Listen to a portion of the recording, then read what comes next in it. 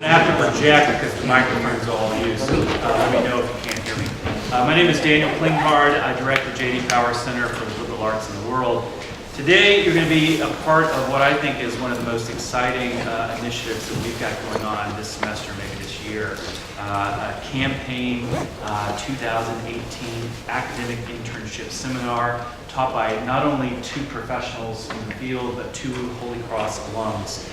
So it's been a great time to Peter and Tim here, and to see the students who are part of this not only get the classroom instruction, but actually get the opportunity to go out into the world and do some real work in politics and learn from that kind of experience. We don't have another campaign academic internship seminar next semester, but if you're interested in this kind of thing, I encourage you to stop by and talk to Mary Ann Finn in the back, to come talk to me, and we can talk about what kind of options you have. When we started talking about this semester, we started talking about ways to not only make it appealing to students in the class, but to make it open to the campus community as well. And so one of the ways we thought about this was to open up an actual classroom session, especially classroom sessions where we have special guest speakers, to the general public. So we hope that those of you who are not in the class, that you feel like you can be part of the class for today, feel free to ask questions, to jump in, and to be a part of this seminar experience, even though this is too big for a seminar. Our first such event was the Tuesday before the election. Here we are the Tuesday after the election with our follow-up event, trying to make heads and tails of what happened last Tuesday. And our last event will be on December 4th, also at 2 o'clock, also right here in Reed Library, where we will hear from journalists Robert Draper and Kirsten Powers, and I hope that you'll all be able to come back for that. Without further ado, though, let me introduce our seminar faculty, who will in turn introduce our special guests for the afternoon. Tim Bishop, to the far left here, represented New York's 1st Congressional District for 6 terms in Congress. Before that, he served as Provost of Southhampton College, which is part of Long Island University, now part of the SUNY system. While in Congress, he worked on some of the most important legislation of my lifetime, I think, the Affordable Care Act, the Emergency Economic Stabilization Act, or TARP, and the American Recovery and Reinvestment Act of 2009. He also served on the committees on education and the workforce, and on transportation and infrastructure. Peter Flaherty, to the far right here. Did you guys plan that? Is that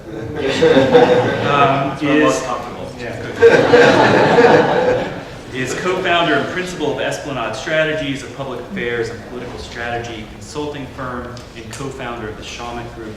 He's advised on policy, strategy, and debate preparation for campaigns at the state, federal, and national level, including races for governor, Congress, Senate, and president. He was national deputy campaign manager for Mitt Romney in 2008, senior advisor for strategy for Mitt Romney in 2012, was a top advisor and coordinated all debate preparation for Jeb Bush in 2016, and before this served in the administration of Governor Mitt Romney and Lieutenant Governor Kerry Healy of Massachusetts. So if you'll join me in welcoming them, and they'll welcome our guests.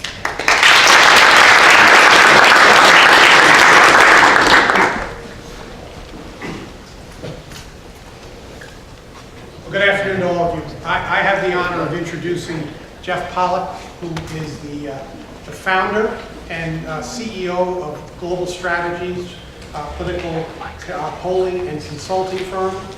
It is among the very top firms that Democrats use when they are running for offices. He has polled literally thousands of races all over the country, and I had the privilege of having him be my pollster for, I think, 11 of the 12 years, actually all 12 of the years that I was in Congress.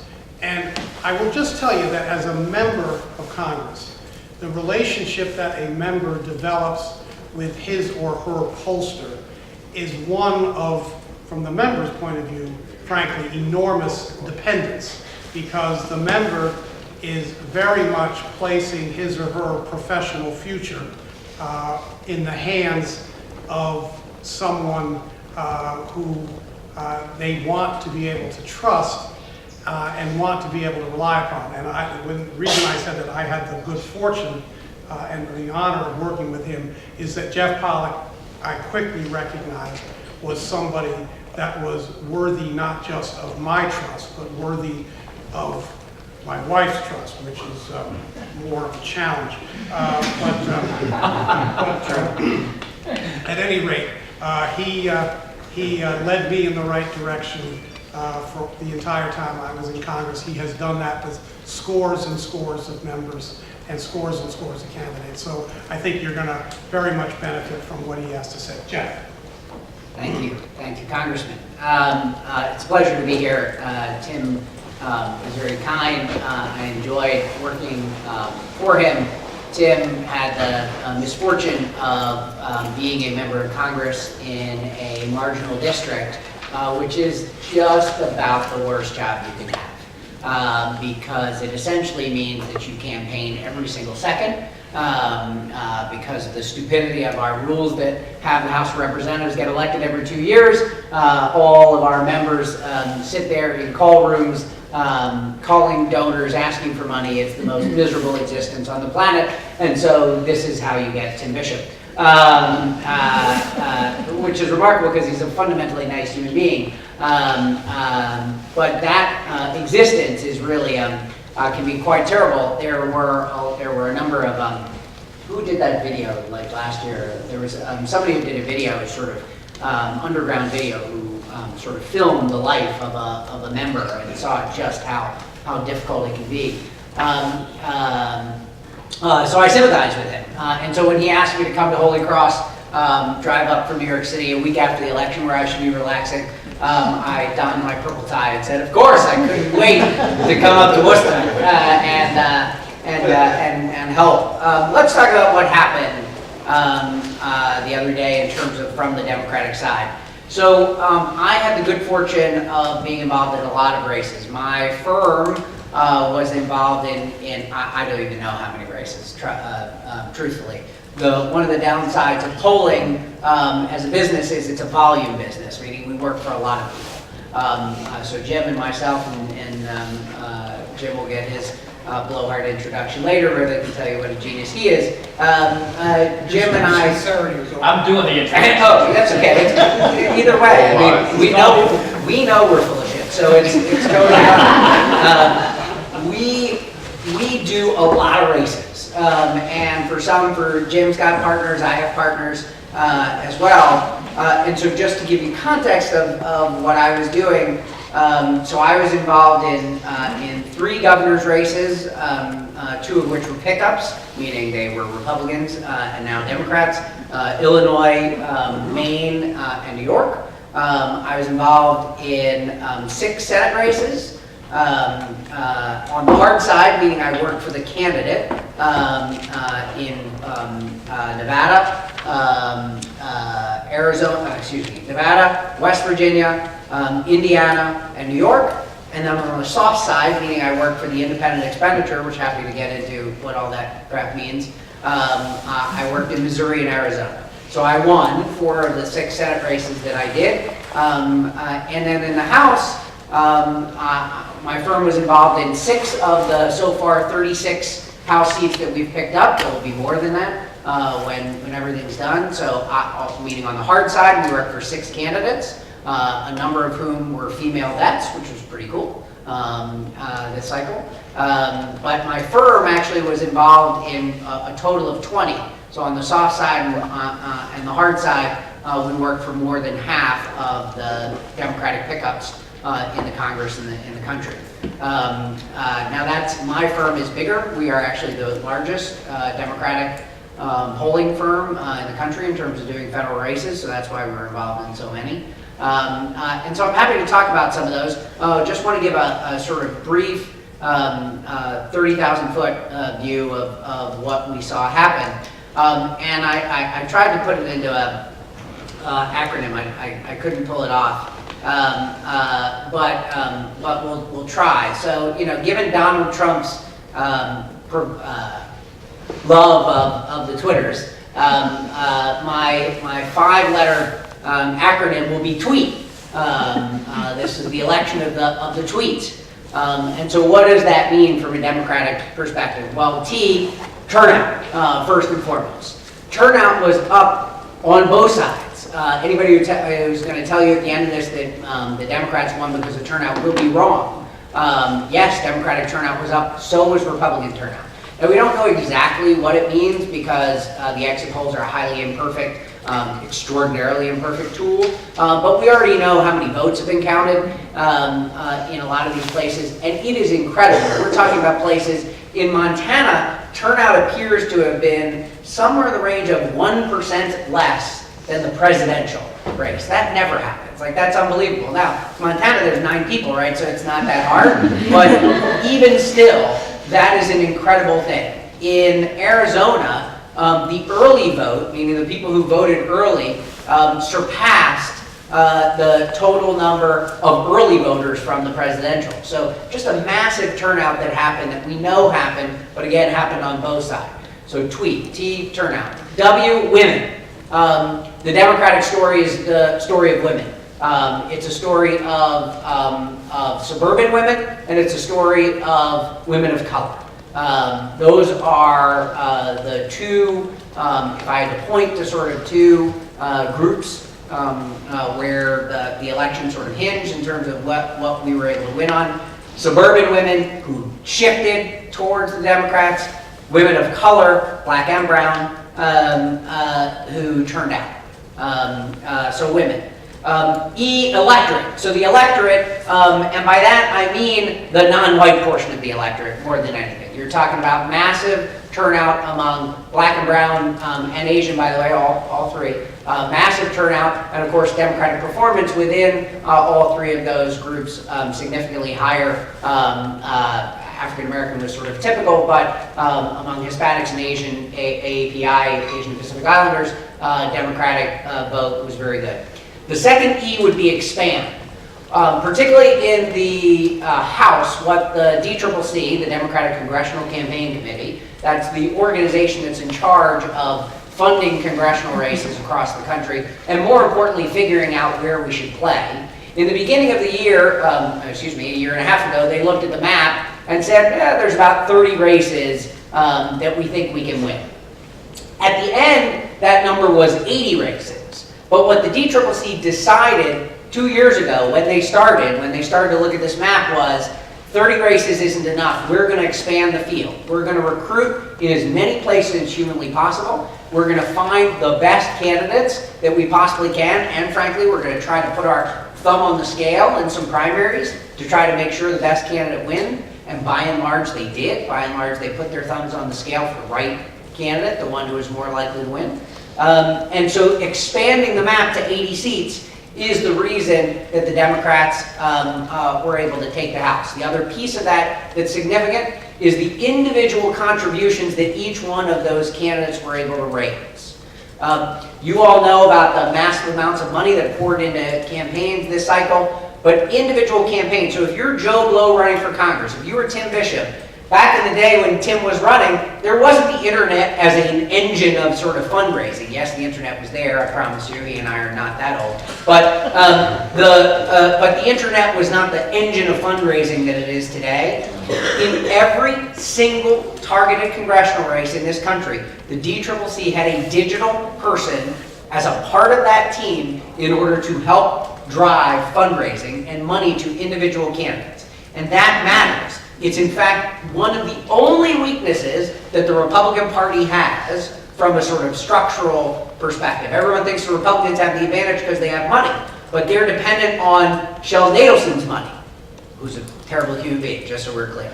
I mean, he's worse than that. He's absolutely despicable. But so they're dependent on these big dollar checks, which are great, and it makes it much easier to raise money. Nobody wants to raise individual money. As I said, Tim sitting in a call room calling people up, that's a horrible existence. So much easier when you call up the Adelsons or the Koch brothers and say, send us a check for $20 million. But the problem with that is it means that money doesn't go as far as candidate money. Candidate money goes much further. What does that mean? When a candidate buys a television commercial in New York City, it costs $1 million to run one TV ad. Now that's a terrible, right? How hard, right? At the end. Not on a candidate side, right? It was like 2.6 6. Okay, so that's on the, so a candidate gets to spend what's called lowest unit rate, meaning they get charged what is the lowest unit that the TV stations can stomach to charge. Independent expenditures, so if you're getting your money from Sheldon Adelson, or you're getting your money from the Koch brothers, or they're the ones spending their money, if the candidate's ad cost $1 million, the independent expenditure costs $3 million. So candidate money goes much further. When people ask me, what can I do? And does the $5 or $25 I send to the candidate matter? I can't tell you how much that money matters. It matters a huge amount. And is the reason why there are any number of candidates, I believe, who won, because they had individual dollars that allowed them to out-communicate. So again, expand. And then the final T, tweet, certainly goes to the tweeter-in-chief, that's Donald Trump. There's no question that this election was about Donald Trump. Midterms are generally referendums on the incumbent president. This was no different. He was on the ballot. His policies were on the ballot. And it was a referendum on him. That does not mean, and they're great results for the Democrats, does not mean we're winning in 2020. The election were today, I believe Donald Trump will be re-elected president of the United States. I say that with all terror, horror, in my voice. And that's not even withstanding the fact that we're going to have 20 Democrats running against each other, each one trying to out-left and out-innovate the other. I'm saying that structurally, when you look at the states and you look at the way our electoral college is and the system, a president with a good economy, which is what this guy has, that could fall apart at some point in time. It's on a 10-year streak. This man thinks he's the genius behind it. There was an 8-year good positive run of the economy before Donald Trump existed. But there's a 10-year streak. That's a long streak. If the economy's still going well, he probably gets reelected, all things being equal. Because presidential elections are generally a referendum on the economy. And so Donald Trump tried to make this election a referendum on immigration and on race baiting and all the awful other things he did. Donald Trump spent his last 3 weeks in essentially 5 places. And so Donald Trump knew that his his job was to defend the United States Senate from falling to the Democrats. Now, it was never going to fall to the Democrats. Jim and I know that. The map that the Democrats faced for the Senate was unbelievable. 5 states that we started off the year with: North Dakota, Montana, West Virginia, Missouri, Indiana. 5 places with a Democratic senator, 5 Trump states. 5 places with a Democratic senator. Donald Trump won those states by an average of, anyone have a guess? This is where you get to say something, by the way. It's one of those rhetorical things where you actually speak. So what do you think? 5 states. Average win by Donald Trump? 20. 15. No, higher. That's higher than 20. Yeah, you didn't see me. That's okay. At least you shouted out, so I love you already. Right? 27 is the answer. Donald Trump won those 5 states by an average of 27 points. In West Virginia, which I have the good fortune of working in, and have worked for the last 15 years, I've worked for Governor Manchin, Senator Manchin, and Governor Justice, who was Democrat for a hot second until he flipped. So I've worked in West Virginia for a long time. Donald Trump won West Virginia by 42 points. That is the 2nd largest margin of victory of any state in the country. First largest was, you know? Take a guess. Was it? No, it wasn't. No, it's not Kentucky. No, it's close to North Dakota. North Dakota was actually better. Wyoming, right? So Wyoming, and there are no people there, right? I mean, like, truly. So you're talking, Donald Trump won West Virginia by 42 points.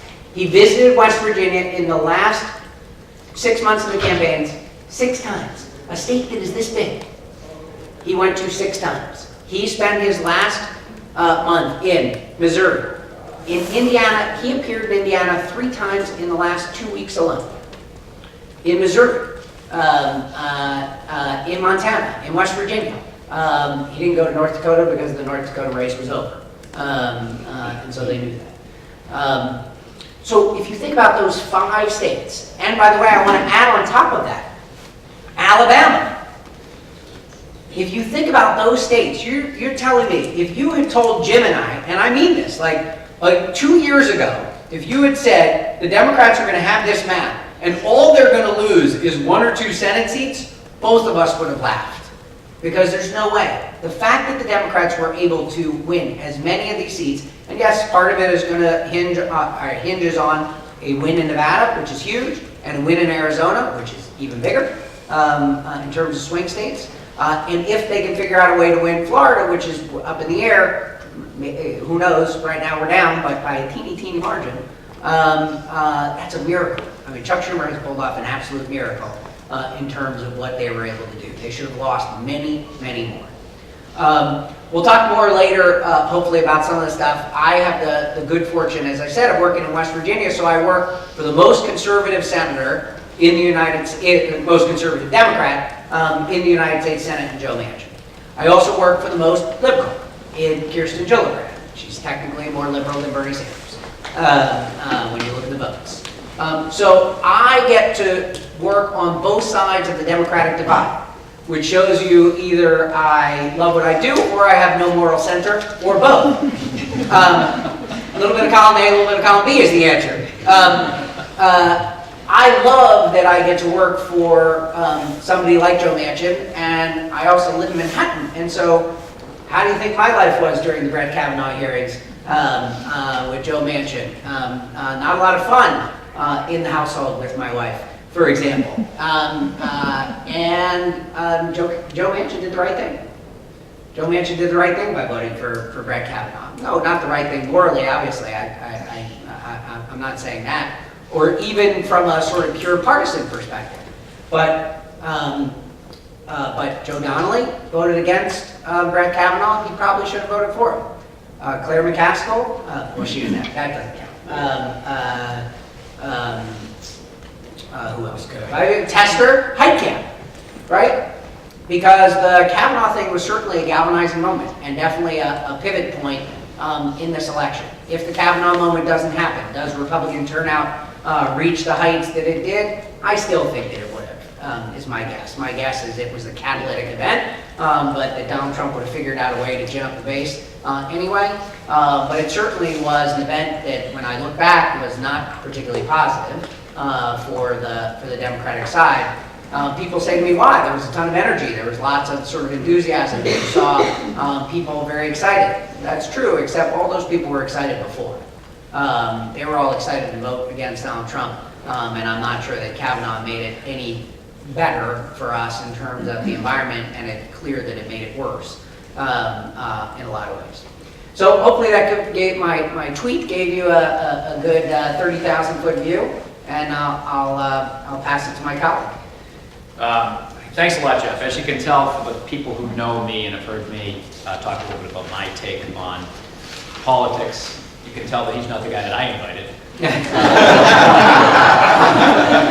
Nice guy. But Jim McLaughlin, I want to introduce you to. I've had the pleasure of working on a lot of races, as Professor Klinghardt told you.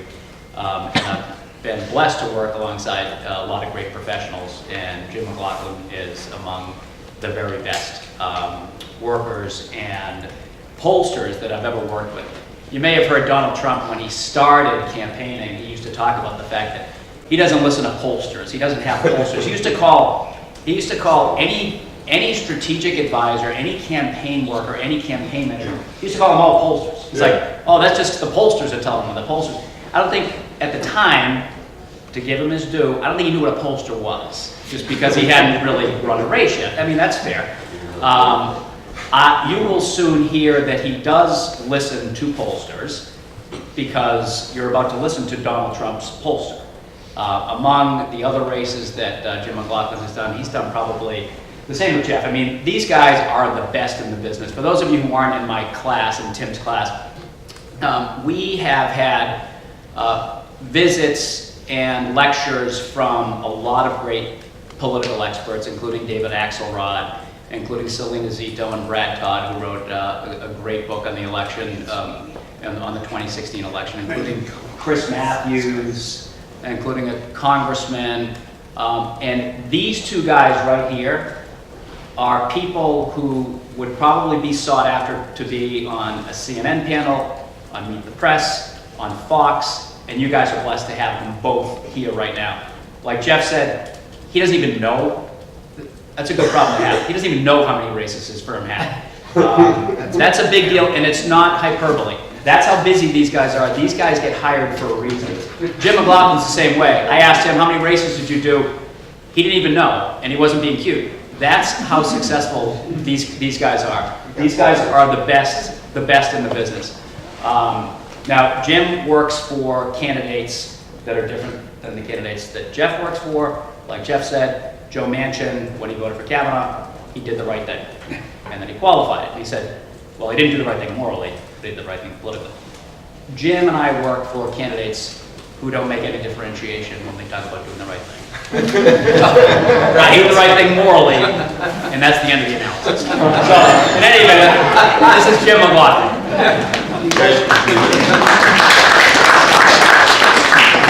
It's always great to come up to Holy Cross, and I think I've been up here probably over a dozen times over the years, and I think this is the first time it had nothing to do with basketball, so it's not good. Don't forget, they're playing Providence tonight. Make sure you're there. Billy Carmody's a friend, New Jersey guy, good man.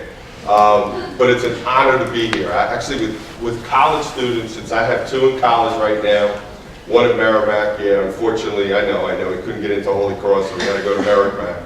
But I'm actually here with college students that will actually pay attention to me for a little bit, unlike my own kids. But I was just at the class. I wanted to go to the class just to get a feel for it. And I'm sitting there and I'm at this class. And you've got, what, 16, 18 students in here. You get to listen to Congressman Tim Bishop. You get to listen to Peter Flaherty. And I'm like, holy mackerel. I mean, pick their brains. I'm telling you right now. These guys know more, and you know, I do Fox, I do CNN or whatever. These guys know more than most of the people on Fox and CNN. A lot of times Jeff and I, we laugh, we look at these people, and we say, we never see them on campaigns, but somehow they're supposed to be experts. These guys are experts. Tim's been, just like Jeff said, he's been in some really tough races. Suburban district kind of leans Republican and whatnot. These guys know politics. If you have a chance, when are you guys doing these classes again? I don't know yet. They're nuts. They're nuts if they don't do it again. We're waiting for the student evaluation. There we go. You've had people like Axelrod, and you've had Brad Todd. Was Brad Todd, when he came in, was chewing tobacco? No, Selena Zito did. Selena was chewing tobacco? She's doing that. He's insane. But I mean, this is a class, David Axelrod, you should definitely do it. And my friend Jeff here, believe it or not, we've probably been doing these types of things. We used to do it at that Yale campaign school back in the day. We've been doing this stuff for over 20 years, and believe it or not, we actually like each other, which is a good thing. But anyway, with all that being said, I want to ask you, just show of hands, do me a favor, be totally honest on this. Be totally honest, because I will tell you right now, my son, he got in his absentee late, he couldn't vote up at Merrimack. How many actually voted? Just curious. Man, what a bunch of weird kids. Because most people, especially college students, they don't necessarily vote. I love this. You guys actually went out and voted, and you could have been playing Fortnite. But what you guys just witnessed, literally, was history. This election was history. Why was it? Jeff was talking about the turnout, and he's exactly right. We had 116 million people turn out in this election. I think it was the last midterm, what was it, 95 million, give or take? No, the last midterm was 83 million. Yeah, okay, well, it was only 83 million. This time you had 116, and by the way, they still count, because right after the election day, they were saying it was 114. The Democrats like to keep counting until they win, but that's for another day. But you think about it, 2000, more people turned out in this election, this midterm election, than turned out in the famous 2000 presidential election. And granted, population's going up, all that other kind of good stuff. And I will tell you, Jeff was saying, and I'm going to try to be as honest as I can. Obviously, he comes from the left. I come from the common sense conservative portion of the party. But you think about it, I'm disappointed. And I know history says normally the party in the White House, their party in the first midterm, they lose, depending upon when you look at it, they lose 36 seats. You look back, I think Bill Clinton, he lost 54 seats. Barack Obama lost 63 seats. Who knows how many we lost? By the way, you guys' predictions in that class were really good. Could have lost 35, could be as many as 39. I don't know how many congressional, but I look at it as a disappointment. Why do I look at it as a disappointment? Because just like Jeff said, in these Senate seats, 9 out of the 11, and I'm actually going to throw New Jersey into kind of that target, even though it wasn't one that he won, but 9 out of those 11, Donald Trump had won. The only 2, I guess, were New Jersey, I think, and Nevada were the only places that he didn't win, and we had an incumbent running in Nevada. And I think the fact that we only picked up maybe 3, depending upon what happens in Florida, could possibly pick up 4 seats, and then the fact that we did lose 30 some odd seats, when we always say, when you have the 2 Ps, peace and prosperity, the party in power should do well. And right now, you've got 7 out of 10 Americans say the economy is either excellent or good. That should have helped Donald Trump and the Republicans more than it did.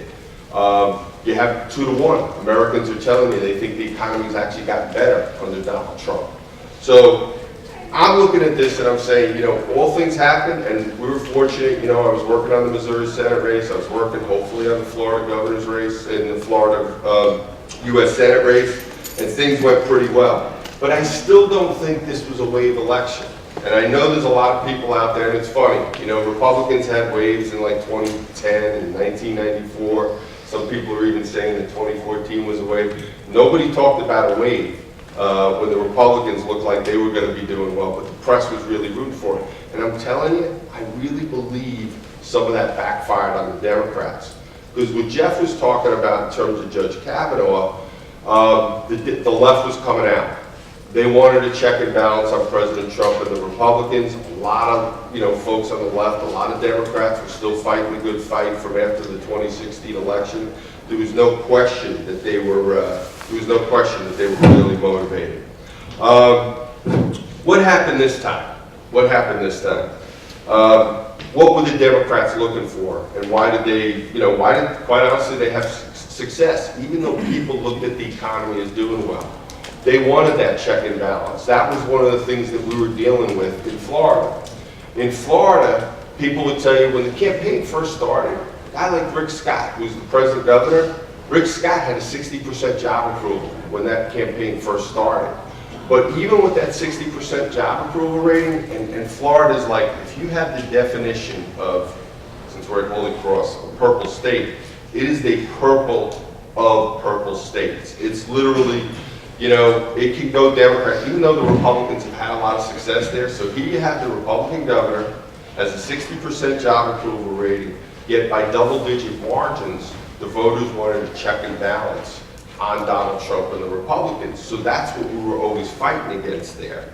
And what you saw was the Republicans underperformed. We underperformed in suburban areas like, Hillsborough County, parts of Tampa, Orange County and whatnot, places like even, Brevard County and whatnot. There was this underperformance, and Jeff mentioned it about among women. It was like these independent suburban women. Now, one of the good things that the Republicans can crow about in Florida was my polling was consistently showing that Rick Scott, the Republican, Ron DeSantis, who's running for governor, were getting over 40% of the Hispanic vote. I think one of the exit polls showed they got about 42% of the Hispanic vote at the end of the day. Now, I'm not going to be happy until we're winning among Hispanics. And there was some other things going on there, and Rick Scott, to his credit, did a great job of reaching out. Actually learned how to speak Spanish. And even though they tell you in focus groups it wasn't perfect Spanish, folks appreciated the fact that he was trying. And it's a mistake to look at Hispanic voters. You speak fluent Spanish too, right? It's a mistake to look at Hispanic voters in a monolithic way. And one of the problems the Republicans had in 2016, they underperformed with Cubans. It used to be back in the day we did 80% plus of the Cuban vote. This time, Republicans, and Trump only got about 60% of the Cuban vote in Florida, but we were seeing with our candidates, we were getting up around 75, 80% of the Cuban vote again. One of the things too that, you guys did a really good job, Tim and Peter, of picking your candidates' races, because you kept on picking ones that my clients lost.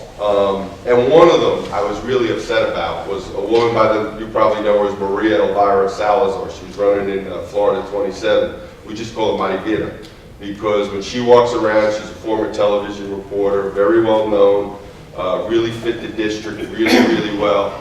But the problem we had in that district was we got outspent by about 2-to-1 in that district at the end. And I didn't want to release the survey, the first survey we did when we had her ahead, but unfortunately, they released it. Because I think what it did was it sent smoke signals to the DCCC that Donna Shalala, who they thought they were going to win this thing going away because Donald Trump had won this district by 20 points, said, I'm sorry, Hillary Clinton had won it by 20 points, we got to come in and help.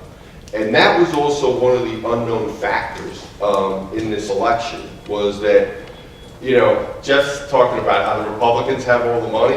There was something in the Washington Post, out of those 80 targeted races he was talking about, Republicans were outspent in 75% of those races. I've never seen anything like it. I've been doing this stuff, as you can tell by the gray hair, I've been doing this stuff for over 30 years. And usually the incumbent, even when the incumbent loses, the incumbent usually outspends the challenger, even by pretty significant margins. That wasn't the case here. Carlos Garbello, who's another one that I worked for in Florida 26, the district right next door, and that one still hurts. But in that district, he was a good fundraiser. He raised $6 million. He still got outspent 2-to-1. And I am going to push back. Your billionaires were way more motivated than our billionaires. There's one of the races I'm working in. We were never showing the race close, and we won by a fairly significant margin. Michael Bloomberg put like $1 million into that race, and we're thinking our polling's wrong, because why is Mike Bloomberg spending all this kind of money? Now, in terms of issues, and again, this is why I look at this as a missed opportunity for the Republicans, and there's definitely some disappointment there. In our post-election survey, we kind of tested the most important issues of the day. There were only 2 issues where the Democrats had the advantage out of the ones that we tested. Healthcare, they thought the Democrats would do a better job, 39 to 34%. And I know there's probably a lot of people who thought it was going to be much higher, but it was only 39 to 34 of the people that showed up and voted on election day and voted early. On ethics, 35 to 32. What happened is this pendulum switched there, because all the Republicans thought Obama and Hillary were corrupt. Now it's flipped to where all the Democrats are saying, and that's an issue that works in their favor. Ethics, honesty in government, and health care. And oh, by the way, when people say health care, usually they're not talking about the quality of care. They're talking about accessibility and affordability. And as Congressman Bishop mentioned in the class before, one of the real wedge issues that the Democrats used very effectively against the Republicans was the whole idea about, they're going to take away care from people that have pre-existing conditions, even though these were the same people that gave us Obamacare. Millions of folks lost their health insurance, not to mention the doctors. But that's for another day. Do I get a rebuttal? No. You do. Yeah, we'll get there. We do. We're definitely going to get there. But then you look at issues like, if you would have told me this, and everything Jeff said before was right. If you would have told us early on that, the map looked the way it did for the Republicans, and, it looks like the Republicans only pick up 2 or 3 seats, I would have been disappointed. I'd even think you were crazy on the issue of the day, the economy and jobs. The Republicans were plus 18%, 47 to 29. They thought the Republicans were better on the issue of the economy and jobs. On immigration, they were plus 9, 43 to 34. Tax policy, Republicans were plus 6, 41 to 35. If you're a guy like Andrew Gillum and you're not talking about $1 billion tax increase in the state of Florida, probably would have won. Probably would have won. Debt and deficit, they think the Republicans are 9 points better on those issues. But, that's what happened. And I think we didn't do a good job. In a lot of ways, we allowed the Democrats to control the issue agenda. They made it about, Republican corruption, and they made it about health care, et cetera, instead of the Republicans making it about stop Pelosi. So now I'm going to get to Speaker Pelosi. And again, something else Congressman Bishop said in the class, where he says Donald Trump probably wants Hillary Clinton to be the speaker. Nancy Pelosi, I'm sorry. I get it You mixed really up. want Hillary Clinton. I get it mixed up. But why? Why do we want Nancy Pelosi to be Speaker? She's got negatives in the mid-50s. By the way, 52, it was like 2 to 1, 52% didn't want her to become the Speaker, literally, plus or negatives are in the mid-50s. So it's always good in politics when you have a foil. You have somebody that you can run against. We were talking a little bit about targeting before, and places where Donald Trump campaigned, places where Barack Obama campaigned, places where Hillary Clinton campaigned. And I think both sides were pretty good about sending people to campaign where they could help. In the more moderate, right of center places, the Democrats were sending Joe Biden because Joe Biden was more popular in those places. You look at a state like Florida. In Florida, yeah, Donald Trump was campaigning there, but where was he? He was up in North Florida, he was up in, Central Florida, the Panhandle, more Republican type areas.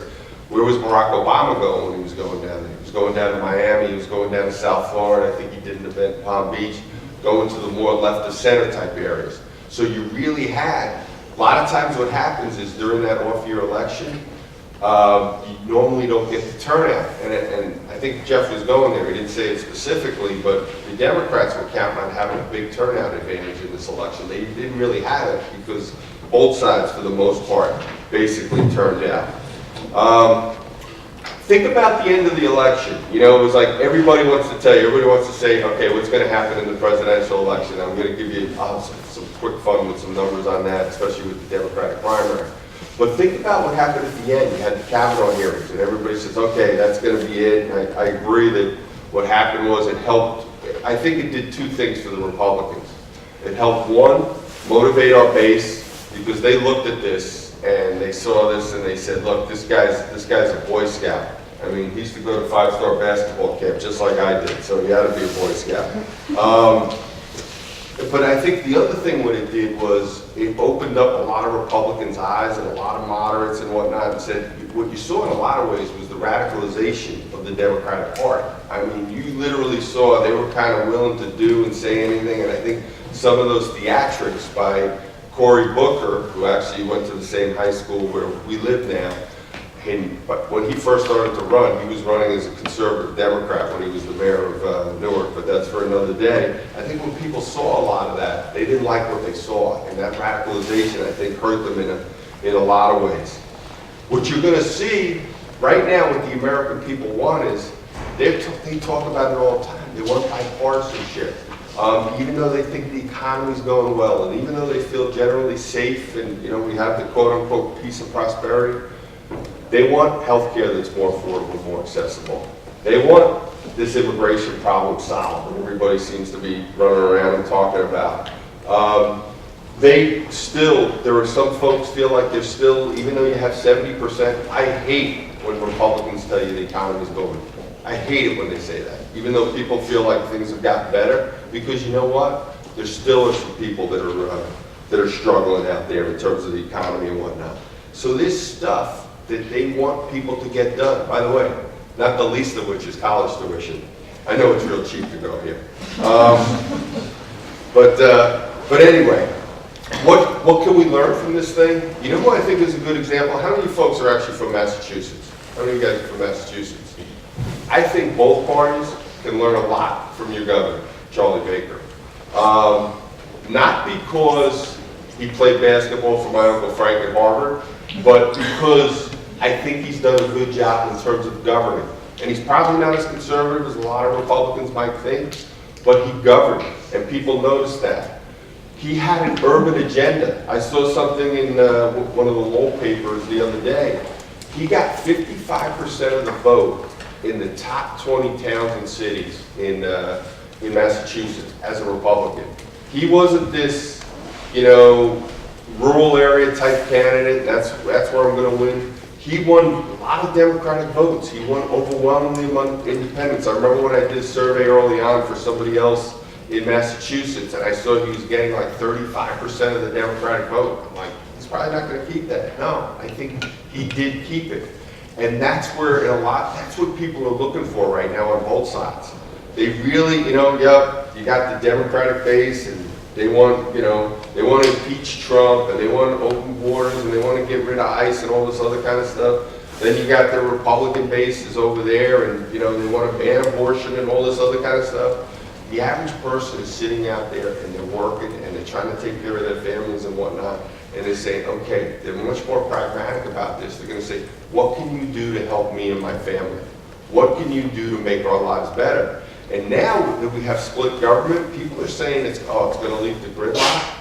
I think there's going to be a lot of pressure on incumbent politicians right now to get things done on both sides of the aisle. For all intents and purposes, the last time we really had a status quo election was really 2004. I'd probably say 2004. It was status quo, and, you know, most of the incumbents got elected. We were coming off September 11th. The economy was relatively good. Then what happened? 06, the country was war weary. They took it out on the Republicans. 08 was another bad year for Republicans. Then 2010, they wanted a check and balance on Obama, et cetera, et cetera. That's what's been going on here. And you won't have a status quo election again next time unless people feel like things are still going better. Because I haven't seen numbers like this before. It was funny. Years ago, when Jeff and I were doing the Yale thing, it was funny. He used to start the seminar off doing a Ronald Reagan ad, doing a Republican ad, Morning in America. And a lot of the young people would say, you know, why are you showing that ad? Because it was talking about all the good things he did when he was president, or when he won his overwhelming re-election, because he had a job approval rating in the right direction number, was up close to about 70%.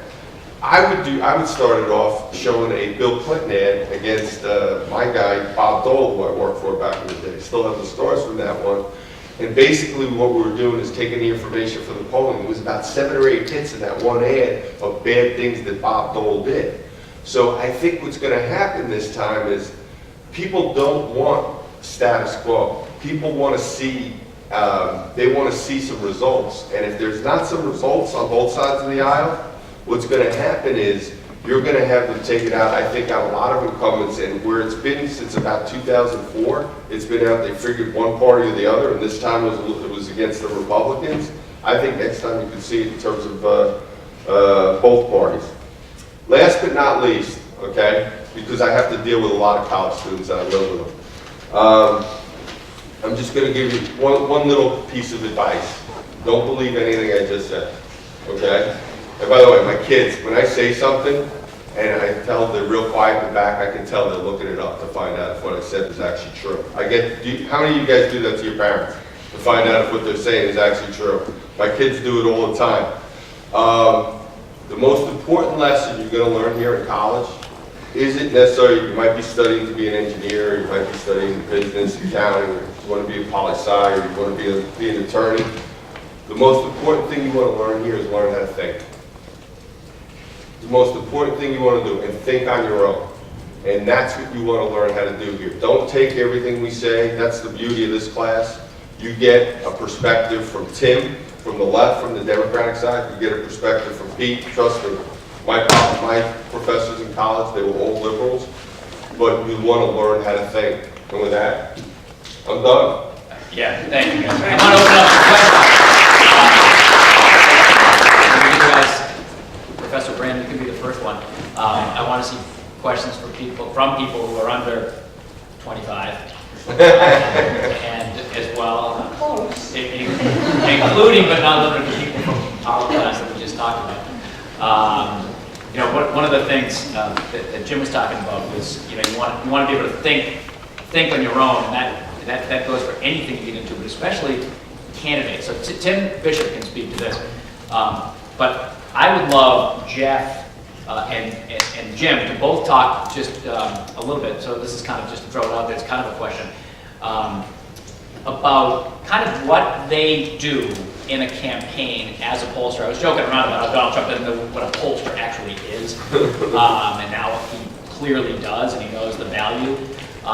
Basically, and we talked about this in class, joked about it in class, the pollsters really give the candidates the answers to the test. Because you can go around and knock on every single door in Massachusetts, and every single door in every swing state, every single door in the country. And you can get a good vibe on what's on people's minds.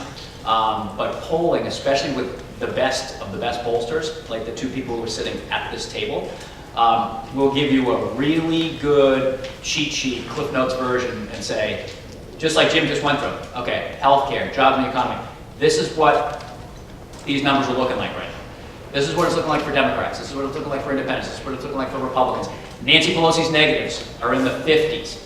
But then they bring that information to a candidate and to a group of people who think that they know how to advise a candidate.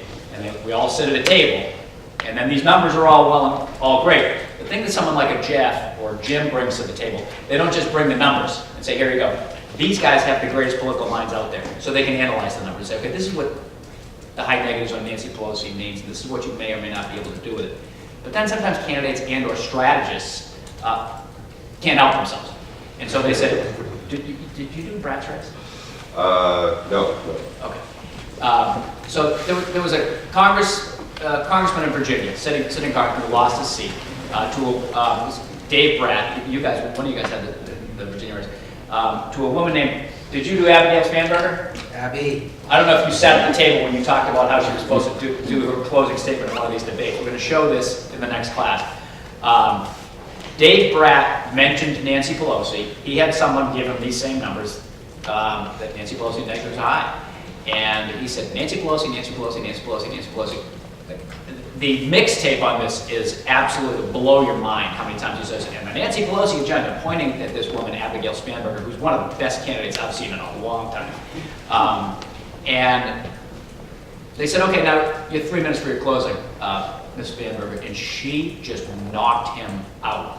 It was unbelievable. And she talked about what she's probably a conservative Democrat, at least center, right? Yep. And she talked about debt, she talked about things that Republicans typically talk about, and she talked about it better than most Republicans can ever talk about it. She did not skip a beat, she didn't look at notes, and then she said, and by the way, I'm not Nancy Pelosi, I'm not Barack Obama, and then she had this beautiful riff I could never do justice to, and then she ended it with, she said, my name is Abigail Spanberger, and the place just went bananas, and this poor guy was like, so, he's a guy who got this great data and probably maybe overplayed his hand a little bit. The thing that's great about these guys is they will come with their data and they'll also come with their great political mind saying, okay, and sit at the table. I know for a fact because I've sat at this table with Jim McLaughlin, and he can say, okay, this is what I think we should do, this is where I think we can go with this, I don't think we should go that hard on this and that. And candidates, usually the ones that win, look to these guys for advice and look to these guys and that's why these guys are so valuable, and that's why the people who win and the people who are in power make sure that they hire these guys. So I wanted to ask and the other thing that's tough is it's great when your candidates are winning because Jeff gets to come in and tell Kirsten Gillibrand, okay, you're going to win by 90 percentage points, and you probably should look at the presidential race because you might even become the next president of the United States, and she probably thinks it's a great meeting. Jim will have the same thing. But sometimes they have to come in and say, looks like this is kind of a tough race, and I don't know. And so I'll start with you, Jeff, if it's okay. Sure. Are you able to share with us any just personal anecdote on a tough conversation you had to have with a candidate? Well, I mean, we have tough conversation. I had a tough conversation with him going into our last race. I mean, I remember it. Look, I worked for Joe Donnelly this cycle in Indiana, and Joe is one of Tim's very close friends when they were in the House together. This is a guy who ran in a very difficult district in Indiana, South Bend, Indiana, and won, and then ran in a Senate race that he should have never won. He ran against Dick Lugar, one of the institutions of the Senate, and Dick Lugar did us a favor and lost his primary. And if he hadn't, Joe Donnelly would have never been senator. And he knew going in that he didn't have a chance going up against Dick Lugar, but he took a shot. Lugar lost his primary, and we ran against a guy who put his foot in his mouth repeatedly, and were able to win. This cycle, unfortunately, I had to tell Joe Donnelly the tough news, in particular after the Kavanaugh vote. The numbers definitely got worse for him. And that's not an easy thing, particularly when you're in the middle of a campaign, for anyone to deal with. Because you have to think about it. I mean, look, candidates, and I say with respect and affection, he actually is the exception. Most candidates are narcissistic assholes. I mean, like, I said you're the exception. I said you're the exception, most, right? Like, think about what an ego you have to have to go and put yourself on full display, knowing fully well that you're going to have a year of people saying horrible things about you on television and mail and otherwise. And you're supposed to smile, bear it, and then mess up your life and travel to Washington 4 days a week to be with a bunch of schmucks you really don't like. Like, that is, I mean, you have to be. Something has to be wrong with you. Right? And those of us who do this for a living, there's something wrong with us too, because we love this, but of course don't have the cojones to actually go and run. Mostly because I both hate people and policy. But other than that, I love what I do for a living. So you have a conversation with somebody who's in that game. They're supposed to get up every day, fight hard, and you tell them you're down, and frankly, I don't think you're going to win. That's a super, super hard conversation, and they're generally that nice, particularly when it's October 15th, and they've still got 3-ish weeks left on the campaign trail. Most candidates, in fact, dismiss it, dismiss the negative information because they have to. If they have to do what they have to do every single day, they have to put it in their box. That's no different than most of the candidates who we tell can't win 2 years before they run, as I did with Kirsten Gillibrand. Go buy her book. There's the old book, not the new. The new book is fun too for kids, but her book about her race, where I told her that she had a 5% shot of winning, and that there were more cows than Democrats in her district, and how could she possibly run this race? And she said, okay, let's do it anyway, and she won. So even when it's 2 years out and we tell people that there's no shot of winning, if you go and do this and sort of cross the Rubicon and say, I'm going to go and put my name in, you got to believe. And so it's our job to give them the information in the most unbiased way as humanly possible. It's also our job to be clear, to be therapists. Like, we spend a lot of time being therapists for candidates because they need love. Because of what they do. There's an example that I tend to use. You know, you're a state representative. You represent this part of the district, and you decide you want to run for Congress, which is this, right? And so the question is, which area do you think most candidates spend their time in? This or this, right? And the answer is they tend to spend time here, because when they're here and they walk up to somebody like, oh, Representative Pollock, so nice to see you. Thanks for coming to my Eagle Scout thing. When they're over here, it's like China. They're like, nobody knows me. I'm dead. How can I be doing this?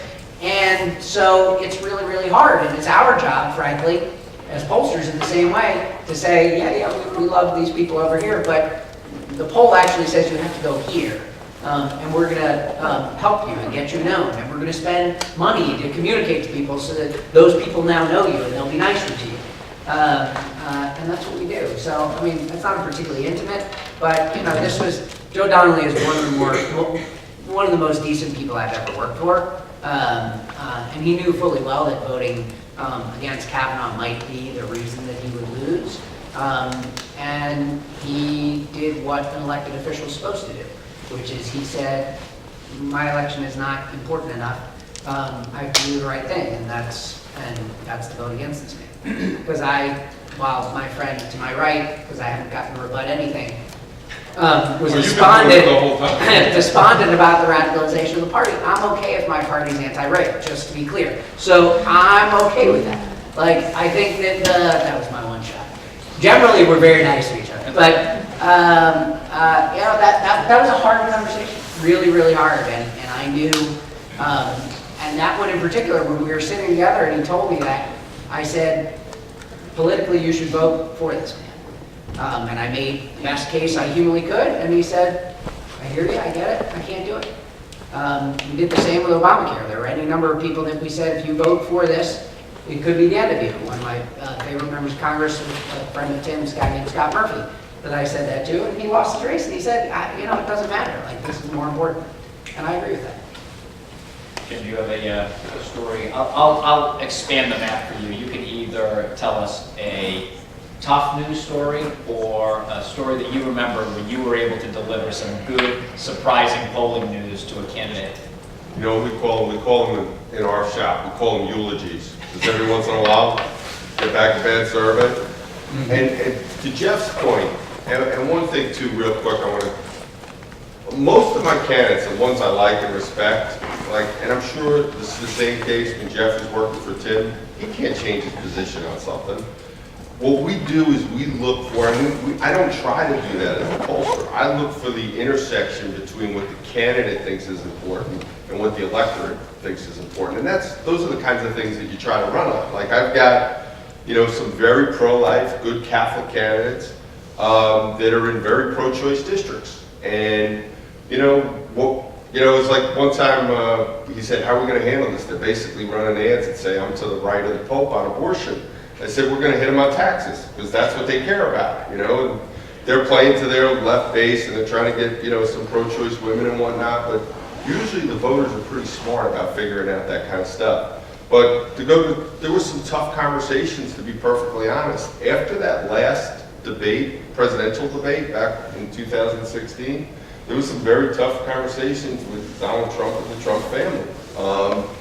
We were down a good 5 or 6 points, not as bad. These media polls that they had, you know, Trump down by double digits. They had him down by double digits in Florida. That's just not what Florida is. Those polls were just flat out wrong. They didn't have enough Republicans in them, and we saw some of those polls this time in the Senate race and the governor's race.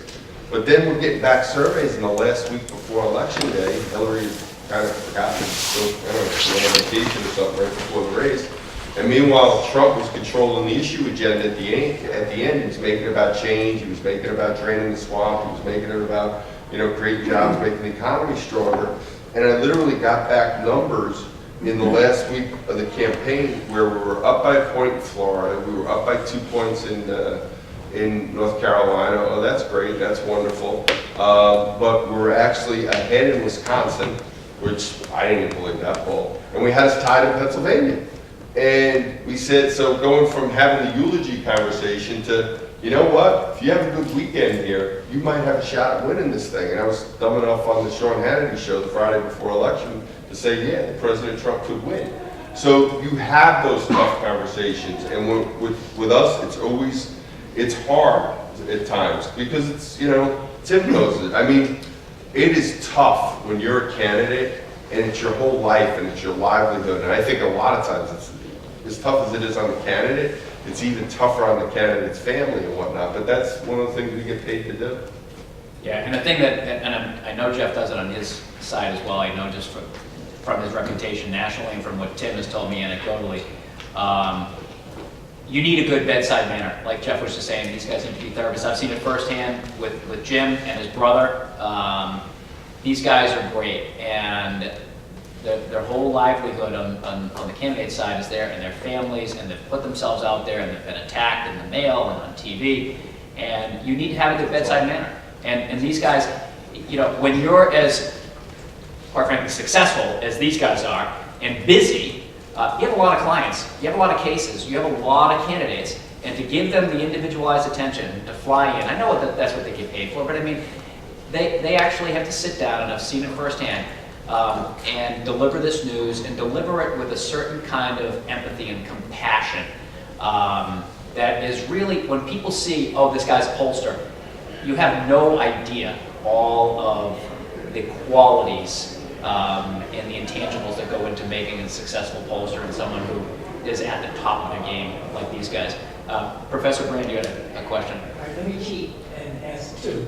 But one of them is very, Jim Acosta. Yeah, Jim Acosta, sit down, you're a horrible person.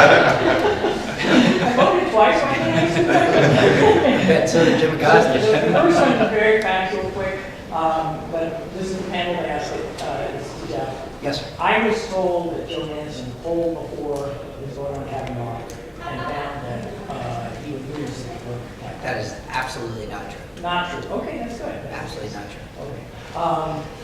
Bigger question. If more African American women turned out to vote in 2018 than they did in 2010, that suggests to me a model of voters are more driven by fear than they are by whiteness. And if that's true, was Donald Trump correct to campaign more on immigration than on the economy, state of the economy, or did that lose him too many suburban seats? I mean, that's the vote for the class.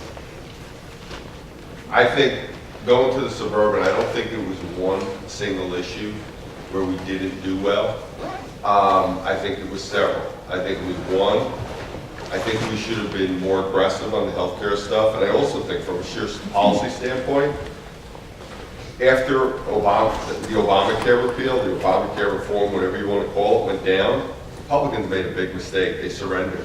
And by the way, it's one of the things that cost us the Alabama U.S. Senate race, besides the fact that, Roy Moore's a nut job and a really bad person. But it's one of those things where I thought healthcare, we should have been more aggressive on it, because basically the Democrats are running and saying, we're the people that are going to fix healthcare and protect you from pre-existing conditions. Meanwhile, and don't worry, we'll give you a chance to rebut, but meanwhile, they were the ones that made healthcare worse with Obamacare. It was supposed to cut your premiums by, healthcare expenses, $2,500. It increased them. We should have gotten into that fight, and we should have passed some things, even if it wasn't a repeal of Obamacare, that made healthcare more affordable, more accessible. The other mistake, and I was like, only Washington, D.C. Republicans can screw up a tax cut. Taking the SALT deductions out, the state, local tax deductions, because one of the things I feel sorry for all you people is not just what you're going to have to pay on a mortgage someday, but what you're going to have to pay in terms of property taxes. And to take that away, that really hurt us in places like the Northeast, these other suburban districts and whatnot. By the way, if I was Joe Manchin should have voted for that. It would have been great for West Virginia. It would have been really good for his state, and he wouldn't have had to do the Kavanaugh thing. But I think if he voted against that and Obamacare, and then he goes and votes against Kavanaugh, that's like literally 3 strikes you're out. It's tough for you to try to say I'm really conservative. But to go back to your point is, we did not do well because I think we needed to get more aggressive on those issues. We needed to get more aggressive on things like, the economy, jobs. I think one of the reasons why Ron DeSantis went from being down to actually beating was because he did a good job of saying, okay, this guy wants to raise your taxes $1 billion.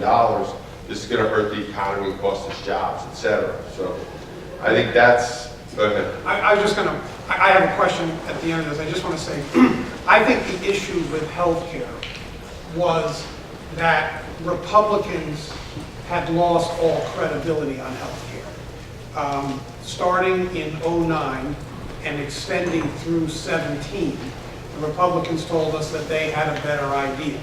And Donald Trump said, right after he was elected, that A, healthcare was easy, and B, we're going to give you a plan that is going to ensure more people with better coverage at lower cost. By the way, if such a plan exists, first guy in the world that's going to vote for it is me, okay? Because better coverage at lower cost, more people, who's going to say no to that? No. The problem is no such plan exists, and that was exposed when the Republicans couldn't pass their repeal and replace after promising it for 8 years. So I think one of the reasons they stayed away from healthcare is that they had really lost their credibility on healthcare because they had a chance to deliver and didn't deliver. My question, though, is why do you think Trump, particularly Trump, but Republicans in general, stayed away from the economy? You made the point that generally peace and prosperity equals re-election of incumbents, right? Yeah.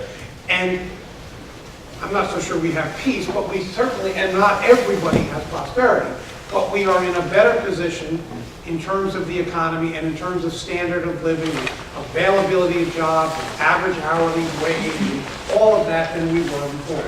And all that President Trump talked about was the caravan, and and even in one of his last rallies, he said something, you might remember it, but he said something like, I know I should be talking about the economy, but the economy's boring, I'll talk about it. And then he starts throwing out the red meat. Did he just get bad advice? Was it lack of discipline? What was it that had him stay away from what should have been a winning issue? I think it was a frustration on their part, because basically what he said, you're exactly right, was the press isn't covering it because it's good news was made. So that's why they're not covering it. By the way, I agree with everything you said on healthcare. And I said it back in 2000 when we first got, when Bush was president, we got the House. They need to do things that are going to make healthcare more affordable, more accessible. The other problem, and that's going to be the interesting part, is that, Jeff and I, we're political hacks. We're not necessarily policy guys, but that's going to be one of the really interesting things from a policy standpoint right now is the Republicans have been kind of adverse to not putting up things that aren't going to pass. They need to put up things that may be popular that aren't necessarily going to pass. And it's one of the things that Democrats are a lot better than the Republicans at. They'll throw up things that are popular, that, things like the minimum wage, et cetera. They love throwing that up there, even though it's probably really bad economic policy and people wind up losing jobs, especially young people. Okay, keep it going. But that's what you're going to see now, because you know what? If the Republicans are worried about things passing, you got a Democratic House right now. It's going to be really tough to get a lot of things passed. So I think you could see a lot more compromise than people are really talking about right now. It's going to be interesting to watch. Yeah, one point I would make, and then we really should open it up to our students for questions. When the Dems were the majority in the House in 7 and 8, 07 and 08, and George Bush was the President of the United States, we passed legislation. And it was because we had a three-party discussion, or three-part discussion, House, Senate, White House, that resulted in compromise. We passed a pretty significant energy bill everybody said was DOA. We passed it. And in part, it was the negotiating skill of Nancy Pelosi. In part, it was because George Bush wanted to get things done, and Mitch McConnell wanted to get things done. So you might be right. We might see more compromising, but I'm going to stop talking. Who's got questions out there? Way in the back door. So this is a question for Jeff, actually. You want to speak up a little bit?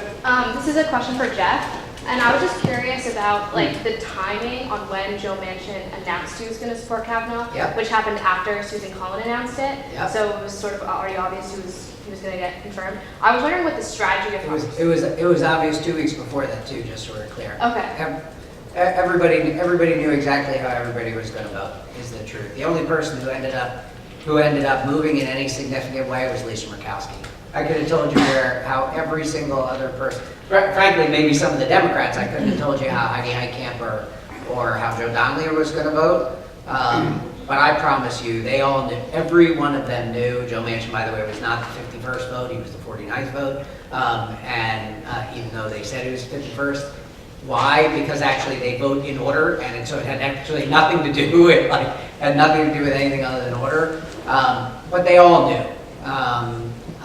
They all knew, every one of them knew. Chuck Schumer knew how things were going to go. Mitch McConnell knew how things were going to go. That's the answer. There's sort of, palace intrigue beyond that. It's not that much more interesting than that, as much as the Republicans tried to make it interesting. And again, I want to be crystal, at no point to Joe Manchin poll. Joe Manchin is not, he never polled, for example, to see whether or not he should sponsor Manchin to me, which is the single worst thing he could have done in West Virginia, which is to sponsor a background check bill. He met with the families in Sandy Hook, heard their story, and said, this is wrong, we should do it. He doesn't care. The tax bill vote, of course he should have voted for the tax bill. Absolutely should have voted for the tax bill.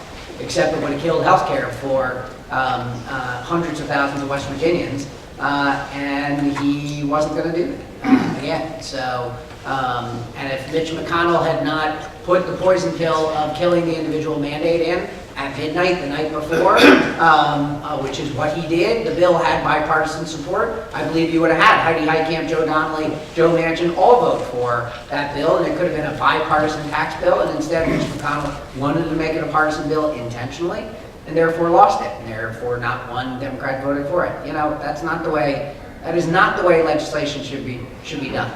They think Nancy Pelosi is the demon to be had. They ran millions and millions and millions of TV ads about her and lost 40 seats. somebody's gonna figure out that the old playbook ain't working. And Mitch McConnell's numbers, by the way, are just as bad as Nancy Pelosi. Now, we don't use him as the demon the way they do, but I just think if you look at the playbook, the Congressional Leadership Fund, which is the super PAC on the House side, ran millions and millions of dollars of ads against Nancy Pelosi, and I don't think they worked. I just don't think they worked. Like, I think that it's tired and trite and time for something new. To your point though, Nora, when Jeff talks about its palace intrigue, I think it was more, from, just so you don't think you're crazy for asking the question, I don't think it was known in the general public that where Joe Manchin was voting. I mean, you could guess, there'd probably be some pretty good odds that he was going to vote for Kavanaugh, but he did not announce his official vote until such time as you and I both heard when he announced his official vote. So, yeah, so to your point. All correct. And I hope I made that clear. Like, that's what I mean. They all knew. They all knew, meaning in the cloakroom. In the cloakroom, they knew. Wink and a nod, and Chuck Schumer gave him permission to vote. That's not true. Not true. Not true. Did I see other hands? Yes, sir. Hi. Thank you all for being here. I have a question about the Donnelly Brown race. Go ahead. I'm actually from Indiana and from Donnelly's district where he Awesome. was. From South Bend, yep. Yeah. So the most surprising thing to me about that race was the margin of victory for Braun. Me too. Do you think if Donnelly would have voted for Kavanaugh that he would have won? I do not. So was there ever a path to victory for Donnelly in that race? We don't know the answer to that question, right? I mean, I think that it's possible the results would have been closer. Unfortunately, this is one of those things like the hypothetical of elections, which is, well, what if? None of us can prove what would have happened. I think that there were structural things. Again, Indiana, Hillary Clinton lost Indiana by 19 points. I know Barack Obama won it, but that seems to have been a fluke or a miracle or something. Because that state has moved further and further away from the Democrats. I think that when you look at some of the numbers, look, the pollsters, and here's one of the things that we get criticized on all the time. When you Google me after, which I hope a couple of you will. And follow him on Twitter. Right, I need my search results up. You will find that I was the pollster for Joe Crowley. Who, according to all the experts and all the polls, was up by 30-some points in his polls. And that's true. That's true. There's a problem with that analysis, though, that the pollsters, we actually don't tend to talk about that. So take, for example, Joe Donnelly, and I'll use the public polling because I'm not allowed to talk about the private polls. But the public polls are a good example. Joe Donnelly was consistently at like 44. Consistently. Claire McCaskill in Missouri was consistently at 45, 46. Joe Manchin was consistently at 48. Incumbents tend to get that number. Joe Crowley was in the exact same situation. He would sit here and tell you the same thing. He's actually said it. He would tell you that he thinks that the polls that I did for him were right. I would tell him that I was wrong, but he believes that we were right. Because what the challenger has, so what AOC, Alexandria Ocasio-Cortez, had in that race, for example, well, she was at 15. Well, who cares? She's not, nobody knew who she was. Doesn't matter. When you're running as an incumbent, it's about you, right? The referendum is on you. And so the reality of all these Senate races, when we look at them, is their referendum on the incumbent. Dean Heller was consistently at 45, 46, 47. That's around what he got. Like in each one of these races, the truism of like incumbents get basically what they're getting in the poll and they don't get any undecided happened on countless occasions. We want to pretend that that's not the case. Guess what? In 2016, we all want to pretend that something mythical happened. Hillary Clinton was the incumbent. She wasn't literally the incumbent, but you all know what I mean. She was third to Obama. She was the incumbent. She basically got what she was going to get in all those polls. We tend to ignore that fact with the incumbent because we don't like it sometimes, and that's the reality. Did I think he would lose by 8 points? No. Did I think he would lose? Yes, I did. So, thank you. The Camo Red Sox hat. Hey, just wanted kind of like a high-level view. What do you think is most important, and is it different between the incumbent and the challenger? Is it dollars spent? Is it policy? Is it likableness of the person? And is that different? You kind of touched upon it then, but is that different for the incumbent versus the challenger? And then how do you get around that if you've got two people speaking on two different issues? It's an impossible question. And I appreciate the question, but it's an impossible question to answer because it's a cocktail of all those things. And in different races, it's different things. Joe Manchin can't win his race in West Virginia if he's not the character that he is. And I mean that not moral character. I mean, he's a character.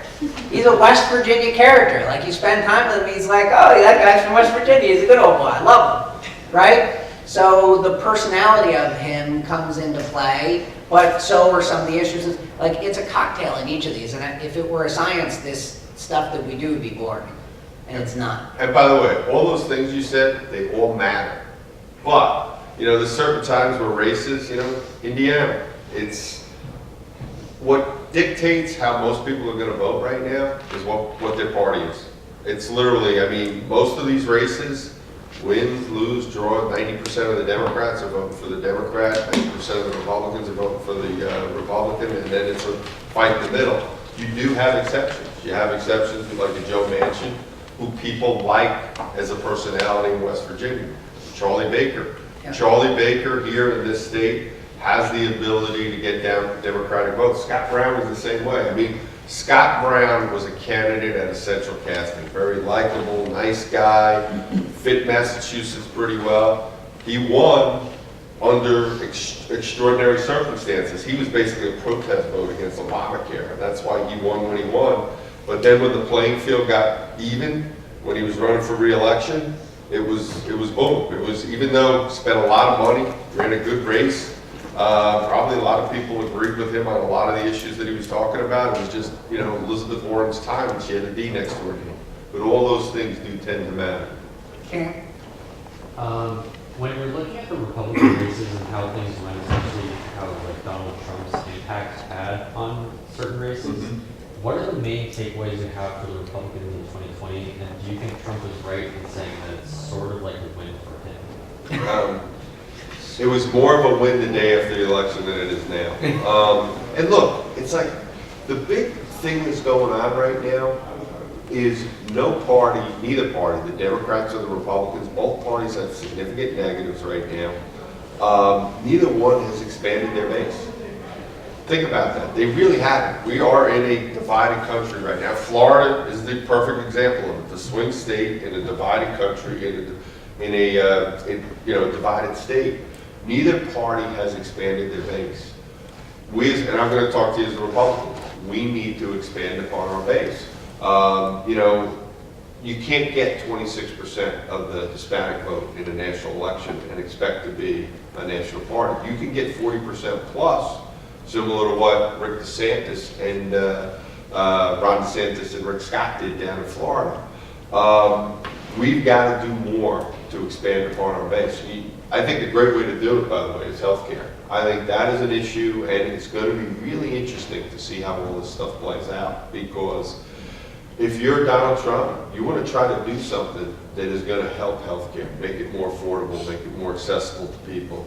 You're going to want to try to go out there and compromise on the issue of immigration. By the way, he went a long way. He basically said, you know what? We'll compromise. If I get border security, we can let the DACA kids stay in the country. We'll do some sort of legalization. That was a big step for Donald Trump to do it. And Chuck Schumer and Nancy Pelosi said, no freaking way. You aren't going to take that, are you? So, that's not true. You know it. This is my opinion. They wanted to use the immigration issue as a wedge just as much as the Republicans. That's not true either. But if you're incumbent, you want to try to solve that issue. You want to try to solve the immigration issue, because I think it'll help you. And people want to solve it, because people are looking at this. The average person is looking at this, and they're saying a pox on both their houses. And if we don't get some more common sense solutions, and what's a classic example, talking about compromise, was Gingrich and Clinton. They hated each other, but they compromised all the time. And probably the biggest one was right after, the tax bill, but welfare reform. Yeah. Was on welfare reform, and what happened was, the reason why the Republicans had put it up at least twice before, Clinton had vetoed it, all right, said, I'm not going to pass this. What happened was, right after the Republican convention in August of 1996, the polls had gotten close between Bob Dole and between Bill Clinton. Next thing you know, Bill Clinton signs welfare reform. He's up by double digits in the presidential race again. It's amazing what pragmatic politics can do to try to get these guys and gals to actually get things done. You told these kids they have to learn. Wearing that, Think. Wearing that sweatshirt causes me question, but. Are you from Texas? No. Exactly. No? Another one, my brother grows up in New York and he's a Cowboys fan. They're all over. Couple of things. First of all, if you had given me the option of never talking about immigration over the course of this campaign cycle, I would take it. I would have taken it in a heartbeat. So don't listen to that nonsense that you just heard. Just not true, and like factually untrue about DACA. And this is a man who is despicably causing his racially tinged rhetoric is despicable and unpresidential, and He's not pointing at Jim. No, not Jim, but it is his client. I actually do take responsibility for my clients, and on this one, like, this man is using rhetoric that is absolutely uncategorically unnecessary and being done for one and only one reason. So he decided to screw the House, right? He said, forget it. We're not winning these places. I'm going to protect these Senate seats. And the way to do this is by going as racially tinged and the caravan, trumped up caravan, literally trumped up caravan that you could do. So he got me angry for the first time, and I'm no lefty. I'm very moderate. Oh, come on. They can look that up. They know. You can see. Look who I work for, right? So ask your question again, and then I will answer it calmly. Right now? Yes. Go ahead. All right. So what are the main takeaways Yeah. for the Republicans for the 2020 race? And basically, do you think something right in saying there's more of a win for the Republicans? Okay, so a couple of pieces. One is that he said that the bases haven't changed. He's somewhat right. I actually think he's a little bit wrong and should be more concerned about the 2020 presidential for the following reason. Big picture, yes, like when you look at sort of the shape of the electorate he's talking about, that's true. We lost Texas by 2.6%, and yes, Beto was great, and the Messiah and Jesus and all those things. Yes, fantastic. But we lost Texas by 2.6%. We are going to potentially lose Georgia by this much. We won Arizona, a state that we haven't elected a Democrat statewide for Senate in 30 years, haven't elected a Democrat statewide in 20 years for that. So those are 3 states that I believe the Democrats will be putting on the map for 2020. And yes, again, I know the Beto thing is particularly special. But how can you not look at those 3 states, 2 of them being quite massive when it comes to the electorate, and not say that something's going on? Oh, and by the way, the 3 states that Trump won that gave him the presidency, Wisconsin, Michigan, Pennsylvania. Michigan and Pennsylvania, the races were blowouts for the Democrats. At both statewide and at the congressional level. Wisconsin, we beat Scott Walker is dead, like gone. Oh my Lord, like that is an unbelievable thing. And it's not just because of Madison and Milwaukee. The Democrats actually won in Wisconsin. Every county that they won is a growing county. Every county that they lost is a shrinking county, population-wise. So while I think Jim is right in terms of saying like the bases haven't changed, I think there's some things going on that make it interesting. Flip side, by the way, if we spent $1 in Ohio in the presidential race, I'm going to blow my brains out, right? Because Ohio was done, yes, shared ground one, but we got killed every other race and ran legitimate candidates in legitimate races. So to me, the aftermath of this election, and Jim was right, like the day after the election it looked better. One of the weird parts about election night was, I honestly believe that because Florida closes early, Florida's results come early, and we lost both races in the early hours of that it made the whole night worse. Just sort of like when you think about it. So if those hadn't happened, we had an unbelievable night. across the board. And so I'm quite proud of it. The other thing I want to point out is Jim is cheating when he talks about the Florida Hispanics. We all know that, right? The Cubans are, yes, obviously they're Hispanic, but they're a very particular Hispanic group, and they're in one place in this country. And so when you look at Texas, and when you look at California, and when you look at places with growing Hispanic population, and by the way, when you look at Cubans under the age of 30, it looks pretty bad for the Republicans. And so the Republicans did a autopsy after, right? The autopsy that said they needed to expand their base, that said they needed to talk to black and brown voters and bring them into the fold. That's been dismissed by Donald Trump very, very clearly. Thank you for your question. Sorry, I got We got time for heated. one more question. Normally I'm easygoing. Wait, Chris. Chris. Yeah, he's easygoing. Yeah. Trust me, I know. So I wanted to ask like a little bit of a complex question that you might not be able to, or I don't know if it's too complex, but about like what the shape of the 2020 like Democratic Party will look like, what kind of slate what kind of policy agenda they'll be running on. Yeah. And like who do you think would be some of the front runners for that race, and why would Hillary Clinton be like a horrible choice to run again? Well, she is a horrible choice, right? Yeah. Let's just establish. Like the electorate wants change, and so change needs to be on the ballot, and that includes the Democratic Party. Now that's potentially a problem because one of the leading candidates we have is Joe Biden, and that does not represent change. And he may be the best candidate, so that's not a criticism. It's just the reality of the sort of change environment that we're going through. I don't know who the best candidates to take on 2020. I currently have a minimum of 3 of my own clients who think they're running for president, and so I tend to avoid the 2020. But your first part of the question is the interesting one to me, which is what is the policy agenda? And what I think is going to be fun is I actually think there's going to be a healthy discussion of ideas. I think the fun part about the 2020 presidential and how it's shaping up already is you've got people in different lanes. Everybody's looking for their lane. So you have a Steve Bullock in Montana, for example, who's small state but red state governor, progressive, right? Like that's interesting. That's an interesting lane. I'm not saying what his likelihood of winning is. I'm just saying that's a lane. Mike Bloomberg's going to occupy the billionaire, progressive, with experience lane, right? Executive.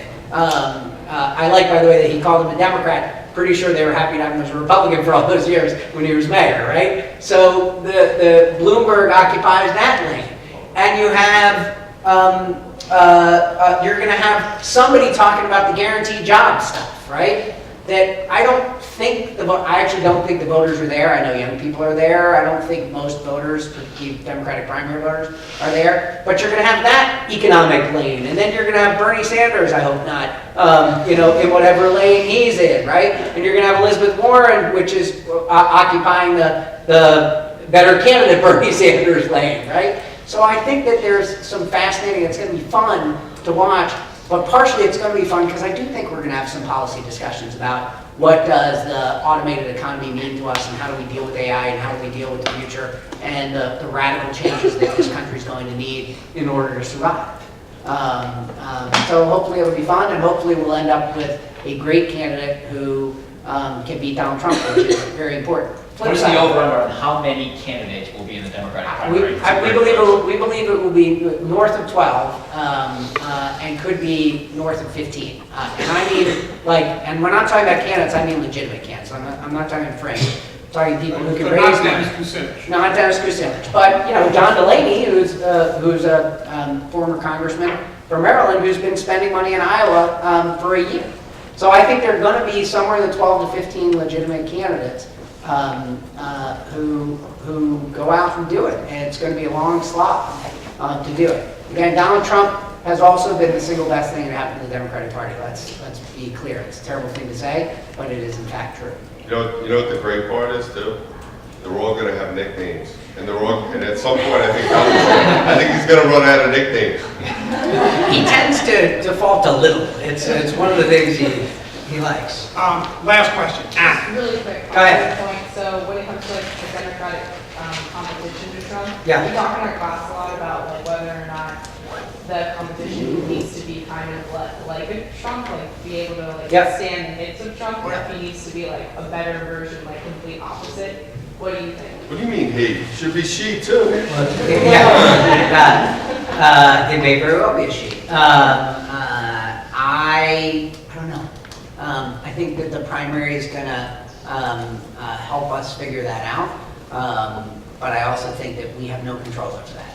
And that one of the great problems that this country is having right now is that we have primaries. Again, it's not something I generally get a lot of pats on the back. Republican primaries and Democratic primaries are one of the things I think that's killing this country by pushing us to the insanities.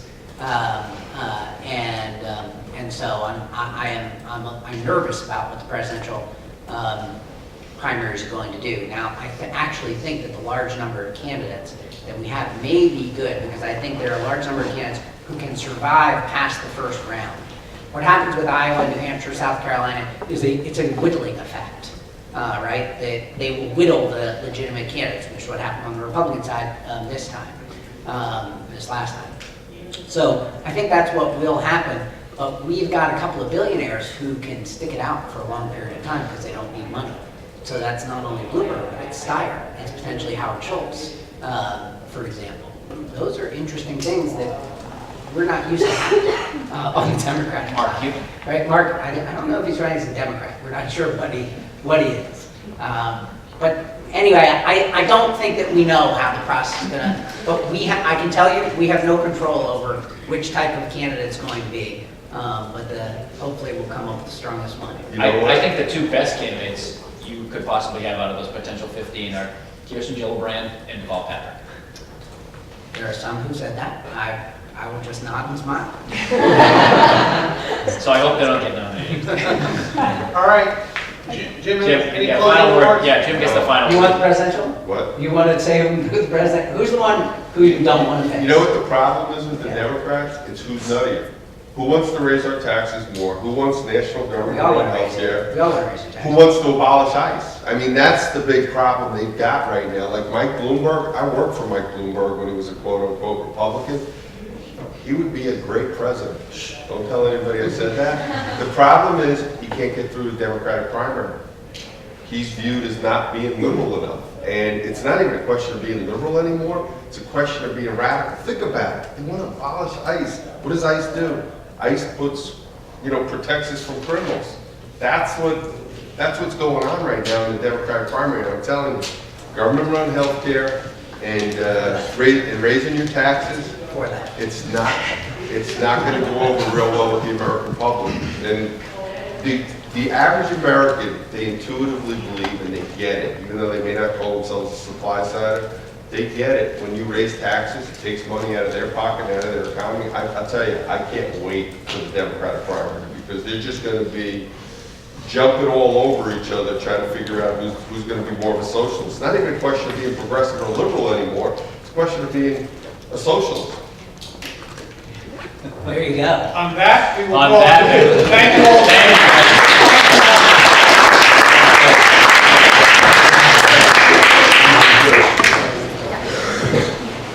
But